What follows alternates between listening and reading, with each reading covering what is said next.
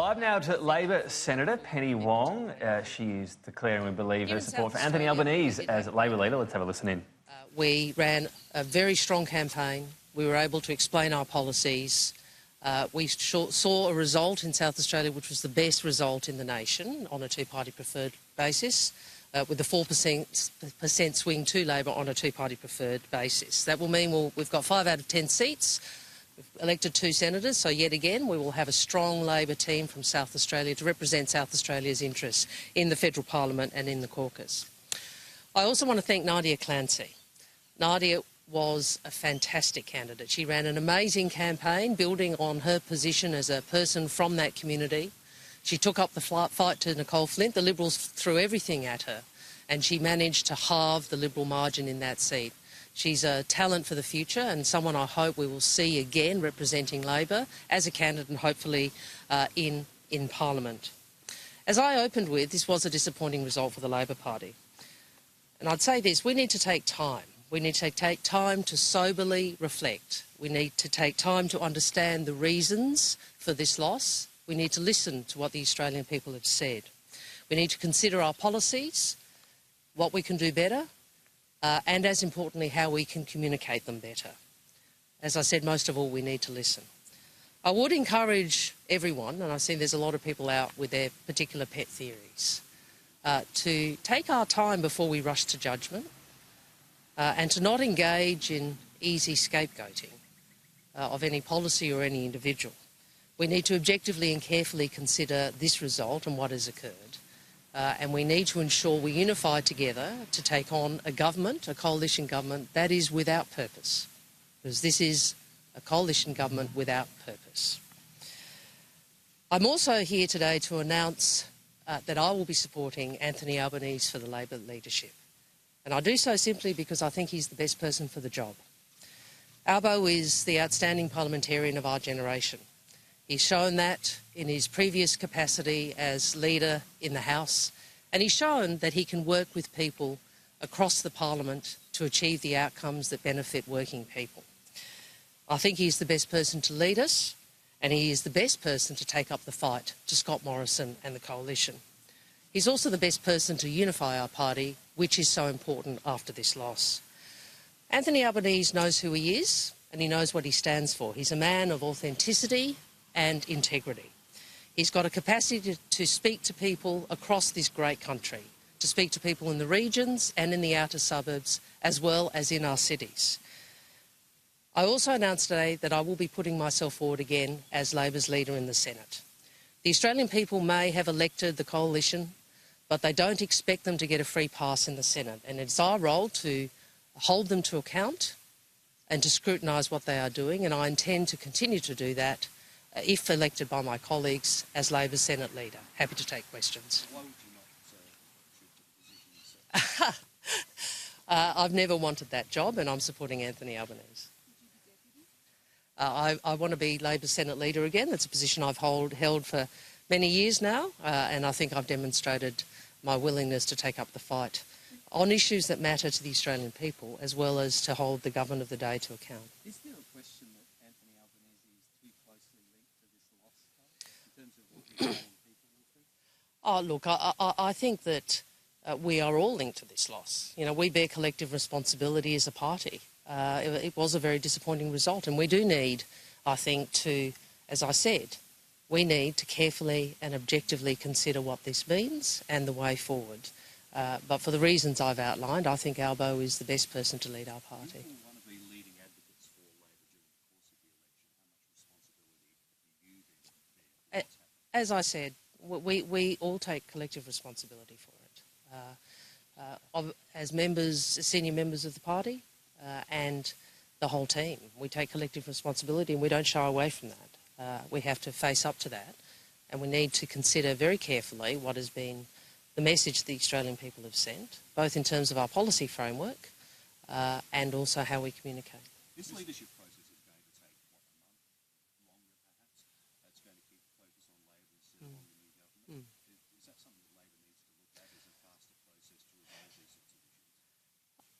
I think that this is an important exercise in democracy in our party, and it has ensured stability in the leadership, which was obviously something that previously in government we needed to address, and we've seen 3 Prime Ministers under this government as well over the last period. So, I think it's a process we go through, a democratic process where Labor Party members and then caucus members have their say.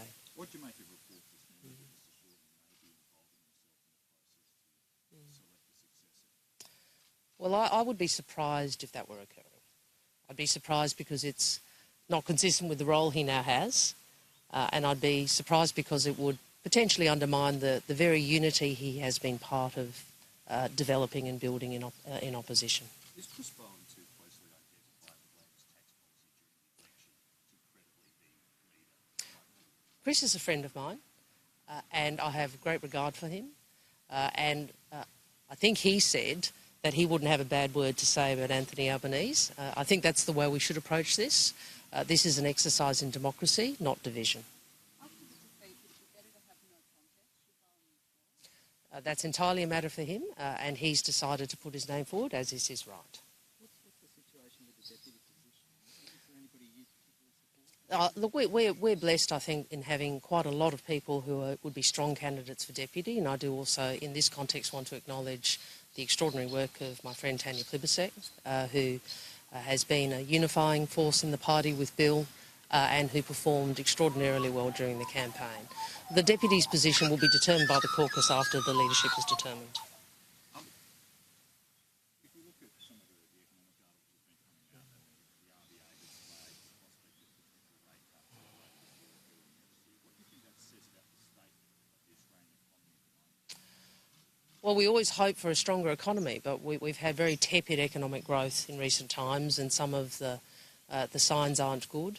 My greater fear is that it doesn't appear that this government has any plan, any economic plan, or any plan to deal with an economy that's not as strong as we would want it to be, or a plan to deal with health and education, dental care for pensioners, and a whole range of other things. Are you concerned, though, that if the economy continues to slow, as it is at the moment, that that might have a knock-on effect on government services and revenues coming in? Look, there's a lot of hypotheticals in there. We'd all be concerned if the economy slowed.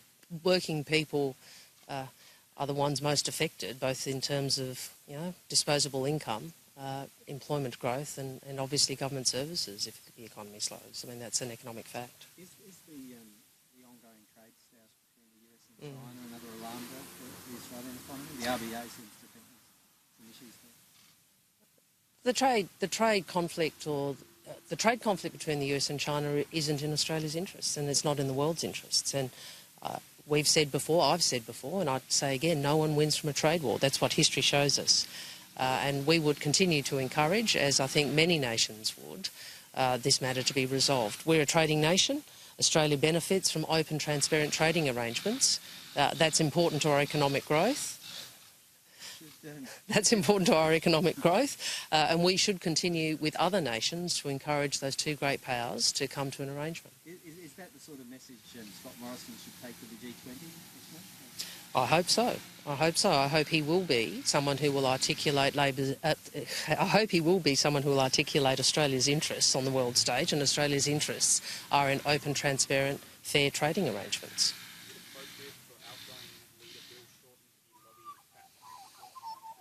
Well, as I said in answer to your colleague, I'd be surprised if that were happening.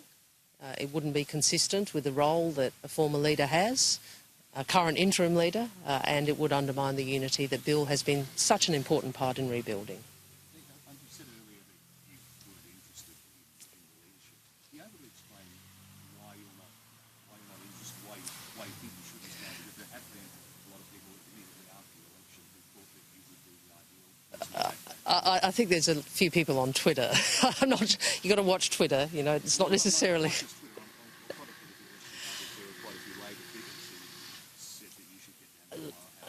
Look, I went into Parliament and I chose to stand for the Senate because I wanted to be a senator.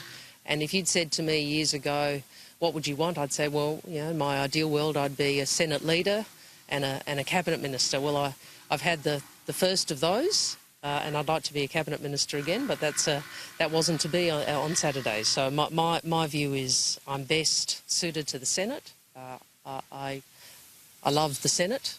I think it's a very important chamber in our democracy, and I'll continue to work there for the Australian people and for the Labor Party.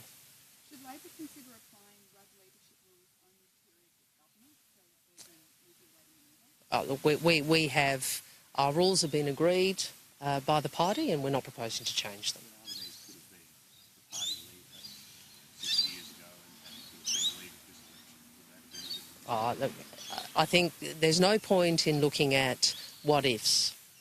We deal with the reality, and the reality of Saturday, and the reality of taking the fight up to a government without purpose over the next 3 years.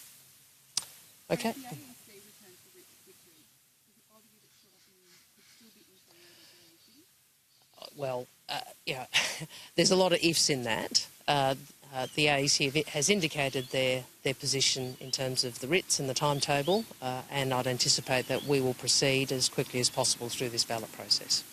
There's a process for an interim leader, though, isn't there? Yeah, Mr Shorten is the interim leader. Oh, he is. Okay.